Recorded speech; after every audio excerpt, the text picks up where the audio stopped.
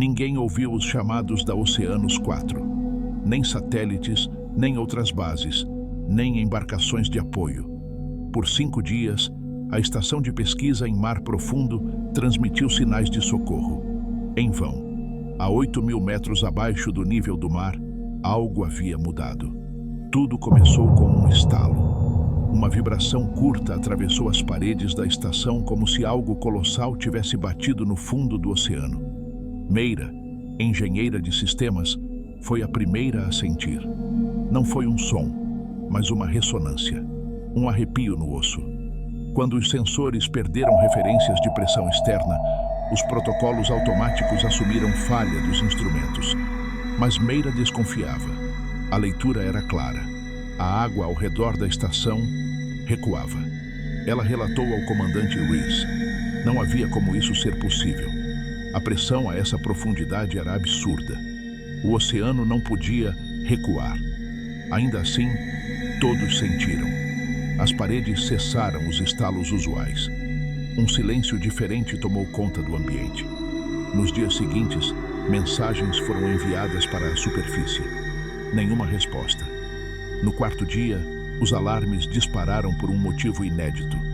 A estação, outrora fixa no leito marinho, agora flutuava. Meira olhava pela escotilha.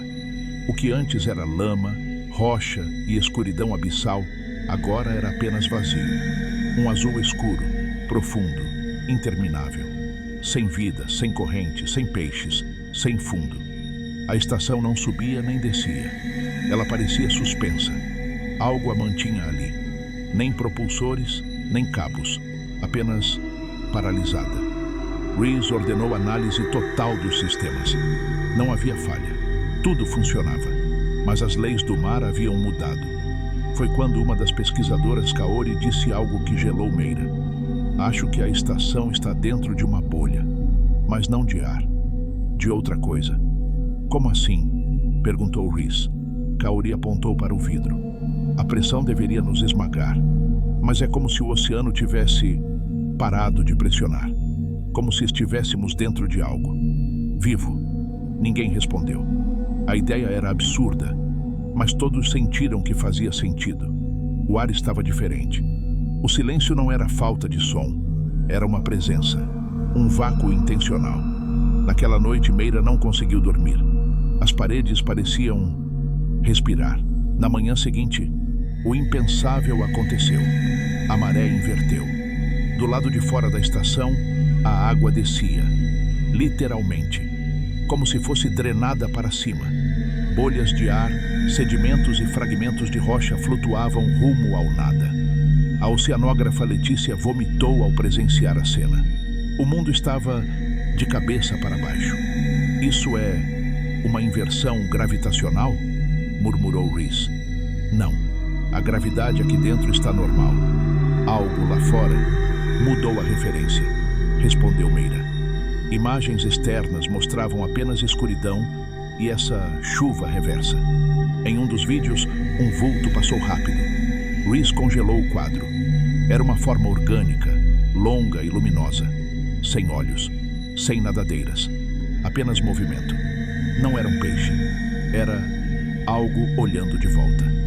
Naquela noite, todos sonharam com o mesmo azul, um azul absoluto, que pulsava como um coração lento.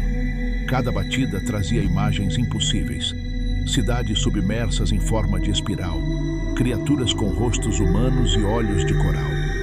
Meira acordou com sangue saindo do nariz. Os corredores começaram a mudar. Meira percebeu primeiro. Portas que antes levavam a compartimentos conhecidos agora levavam a espaços diferentes. As paredes pareciam mais longas. A distância entre setores aumentava a cada dia, como se a estação estivesse se esticando. Rees ordenou um mapeamento interno. Os drones indicaram inconsistências. Havia cômodos que não existiam nos planos. Cômodos frios, úmidos, com paredes cobertas por um lodo azul claro que ninguém sabia explicar. Em um deles, encontraram Kaori, ajoelhada. Murmurava algo numa língua irreconhecível, os olhos abertos, sem piscar. Quando Rhys a tocou, ela gritou: "Eles estão aqui! Eles chegaram!" Depois, silenciou e nunca mais falou. A essa altura, a estação já não respondia a nenhum comando de deslocamento. Estava imóvel, ou melhor, presa. As câmeras externas começaram a falhar. Uma a uma deixavam de transmitir, apenas estática. E depois, uma luz, azul, pulsante. "Não estamos mais onde pensamos", disse Meira. E todos sabiam que era verdade. Na madrugada do 6º dia, Meira foi até a escotilha sozinha. Lá fora, o azul parecia respirar. Um brilho constante e hipnótico que envolvia toda a estação. Não era bioluminescência, não era refração, era algo mais. Como se o próprio espaço ao redor estivesse sendo substituído por esse azul. Ela encostou a testa no vidro e ouviu. Não um som, mas uma intenção, um pensamento sem forma. Como se algo estivesse tentando lembrar como se comunicar. A mente de Meira foi inundada por imagens. Um planeta seco, coberto por oceanos fossilizados. Uma estrutura negra que girava infinitamente. Um ser com 1000 olhos fechados e um só aberto, olhando diretamente para ela. Ela cambaleou para trás. Chorava sem entender por quê. E entendeu. O azul não era uma cor. Era uma consciência. Era o próprio espaço se manifestando. Ou talvez o oceano, numa forma que a mente humana nunca deveria tocar. Rhys tentou evacuar a estação, mas os módulos de fuga estavam diferentes, como cápsulas abertas. Não havia trajes nem sistemas. A estação, pensou Meira, não era mais uma construção humana. Era uma interface, um ponto de travessia. A maré tinha finalmente voltado, mas agora arrastava a realidade com ela. Kaori desapareceu na manhã seguinte. Simplesmente não estava mais em sua cabine. As câmeras internas haviam parado de funcionar horas antes. Rhys e Meira percorreram os corredores por horas. Tudo parecia igual e, ao mesmo tempo, deslocado. As paredes curvavam-se em ângulos impossíveis. Algumas portas davam em escadas que desciam para o nada.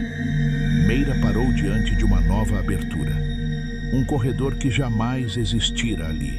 Do outro lado, havia uma luz azul intensa, vibrando como um fôlego vivo. Ela sentiu um impulso, não de curiosidade, mas de aceitação, como se aquilo fosse inevitável. "Está nos chamando", sussurrou. Rhys hesitou, mas ao ver Meira atravessar o limiar, seguiu atrás. Do outro lado, não havia nada familiar. O chão não era sólido. O ar não era ar. Formas fluíam no espaço como pensamentos errantes. Tudo ali era azul. Não como uma cor, mas como um idioma. E Meira compreendia. "Isso é o que sempre esteve sob nós", disse ela. "O oceano nunca foi um corpo d'água. Foi um véu, uma pele sobre algo antigo. O tempo ali era elástico. A consciência se misturava. Rhys sentiu memórias que não eram suas. Civilizações que se afogaram não em água, mas em ideias. A Oceanos 4 não foi mais vista. Quando equipes de resgate finalmente chegaram à coordenada, encontraram apenas um vazio. Nenhum destroço, nenhuma bolha, nem sinal de implosão. A estação fora removida. Meira deixou de existir como indivíduo. Sua mente expandiu-se, como se fosse absorvida pela maré que agora era tudo. Ela compreendia os ciclos. A maré era memória, era correção, era retorno. Rhys, antes cético, agora era parte do fluxo. Ele via a terra de fora, como uma bolha frágil prestes a tocar esse azul eterno. Não havia terror, apenas aceitação. A estação não falhou. Ela cumpriu seu papel. Foi uma ponte, um aviso, um batimento na membrana do real. Do fundo do mar, algo respirou. E quando o fez, o tempo em si afundou. Na superfície, boatos surgiram. pescadores juravam ter visto um clarão azul surgir no horizonte e desaparecer em segundos. Satélites registraram uma anomalia gravitacional sobre o Pacífico, mas os dados foram selados. Ninguém mais falou da Oceanos 4. Mas sob certas marés, quando o mundo silencia, se você escutar com atenção, talvez ouça o chamado, porque o mar não guarda o passado, o mar guarda o que ainda virá. Curtiu esse mergulho no desconhecido? Então já deixa o like, se inscreve no canal e ativa o sino. Assim você não perde nenhuma viagem bizarra que a gente faz por aqui. Bora juntos desvendar os horrores do cosmos, ou pelo menos tentar.